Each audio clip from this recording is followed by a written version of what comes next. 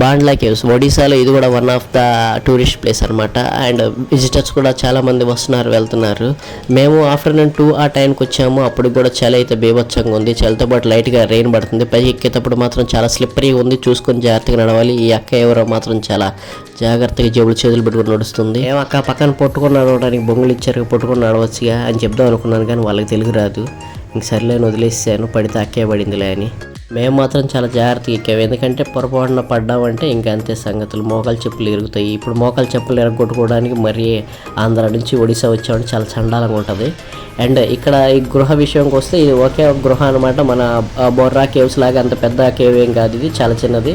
చిన్నదో పెద్దదో ఇన్స్టాగ్రామ్లో వైరల్ అయింది. వచ్చి చూడాలి అని వచ్చారు వీళ్ళు. ఇల్లే కాదు, నేను కూడా అంతే వచ్చాను. అండ్ వచ్చిన వాళ్ళు చక్కగా నుంచొని ఫోటోలు దిగుతున్నారు. మళ్ళీ ఇన్స్టాలో అప్లోడ్ చేయాలి కదా. ఇక్కడ బాగుంది వ్యూ కూడా. నాకైతే ఇక్కడ ఫోటో దిగే అంత టైం లేదు. వెంటనే వీడియో తీసుకొని ఇంకా నెక్స్ట్ డెస్టినేషన్కి స్టార్ట్ అయిపోయాను అనమాట. నెక్స్ట్ డెస్టినేషన్ ఎక్కడో కాదు, ఈ కేవ్స్ కొండ పైకి. ఈ కొండ మీద ఒక చెరువు ఉందన్నమాట. అది నెక్స్ట్ వీడియోలో చూద్దాం. ఇదైతే లైక్, షేర్, సబ్స్క్రైబ్.